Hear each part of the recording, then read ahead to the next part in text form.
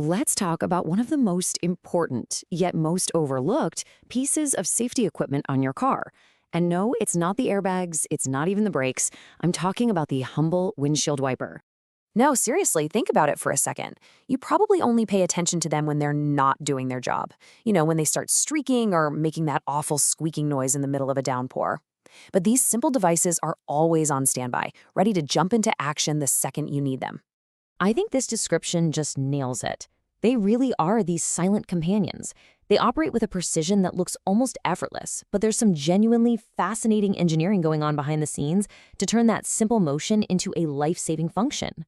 So how do they actually do it? It's so much more than just a piece of rubber on a stick. It's this really intricate system designed to do one crucial job perfectly thousands and thousands of times over. So the basic system has 4 key parts that all have to work in perfect harmony.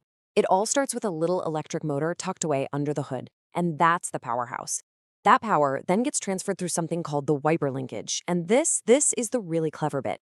It's a whole system of interconnected rods and pivots that takes the motor's simple spinning and magically turns it into that perfectly synchronized back and forth sweep. The blades themselves are, of course, engineered to flex and keep even pressure against the unique curve of your windshield. And, naturally, you've got the washer system working right alongside it, spraying fluid to help break down all that tough grime. What's really interesting, though, is how this tech has evolved. A lot of modern cars now have rain-sensing wipers that just turn on and adjust their speed all by themselves. But how do they actually know it's raining? Well, the answer is a really clever bit of physics. The magic is all based on a principle called total internal reflection. I know, it sounds super complicated, but the concept is actually pretty straightforward. It's all about how light behaves when it hits a surface, like your car's windshield. Here's how it works. There's a small sensor, usually right up there by your rearview mirror, and it shoots an invisible infrared light beam into the glass at a super precise 45-degree angle. Now, when the windshield is dry, pretty much all of that light bounces right back into a detector inside. But the second raindrops land on the glass, they change the surface and they scatter that light. The detector notices that less light is coming back, and bam, it tells the wipers to get to work. And the heavier the rain, the more the light gets scattered and the faster the wipers go. So smart.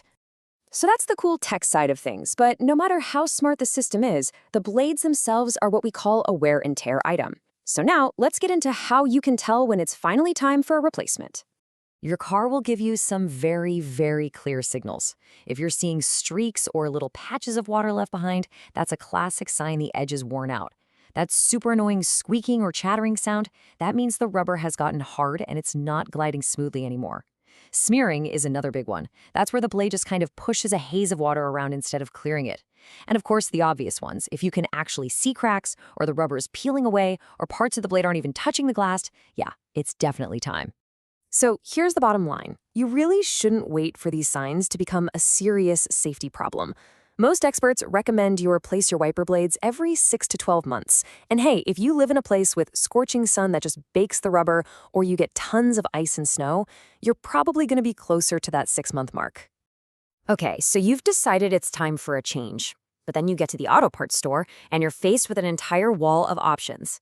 It can be a little overwhelming. So let's break down the choices and make it simple. You're mainly going to see 3 types. First, you've got conventional blades. These are the old school ones with that exposed metal frame. They're the cheapest for sure, but that frame is a magnet for ice and snow, which makes them pretty useless in the winter. Then you have beam blades. These are the modern one-piece design. They put more uniform pressure on the glass, and they're fantastic in bad weather because there's nowhere for ice to build up. And finally, you have hybrid blades, which try to give you the best of both worlds. They have an aerodynamic cover over a more traditional frame. Honestly, for my money, spending a few extra bucks to upgrade to a beam or hybrid blade is totally worth it. The material itself matters too. Most decent blades use graphite-coated rubber, which is what gives you that nice, quiet, smooth wipe. But for a bit more money, you can get silicone blades. These things can last up to twice as long, they are amazing in extreme temperatures, and they leave behind this invisible hydrophobic film that actually makes water bead up and roll right off. All right, you've picked out your new blades. Now, let's talk installation. I promise you, you can absolutely do this yourself in about 5 minutes, right in your driveway. Let's walk through it. First thing you're gonna do is lift the wiper arm straight up, away from the glass. On most cars, it'll just lock in that upright position. Now, some newer cars have a little trick. You have to put the wipers into a special maintenance or service mode, using the control stalk. If you're not sure, just check your owner's manual. And if you can't find it, a quick online search for your car's make, model, and wiper service position will get you the answer in seconds. Now look closely at where the blade connects to that metal arm. Most cars use what's called a J-hook, and it looks exactly like it sounds, like a J at the end of the arm. You should see a little plastic tab or button on the connector. All you have to do is press that tab in and then slide the entire blade down the arm and off the hook. It might take a little wiggle, but don't force it. You can see it right here. Once you press that little lock tab, the whole assembly just slides right off the hook on the arm. Super simple. Putting the new one on is even easier. You just slide it onto the J-hook in the reverse direction of how you took the old one off. But you are listening for one very important sound, a solid click.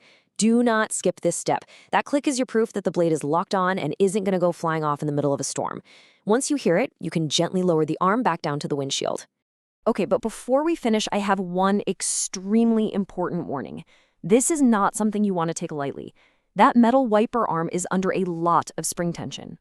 And this right here is why that matters. If you accidentally knock that arm while the blade is off, it will snap back against the windshield with enough force to crack or even shatter the glass. Trust me, it's a very expensive mistake to make. Here's a great pro tip. Just place a folded towel on the windshield while you work, just in case. So from simple mechanics to infrared sensors, the windshield wiper has come a really long way. But what does the future hold for this essential piece of tech? Oh, the innovation is far from over.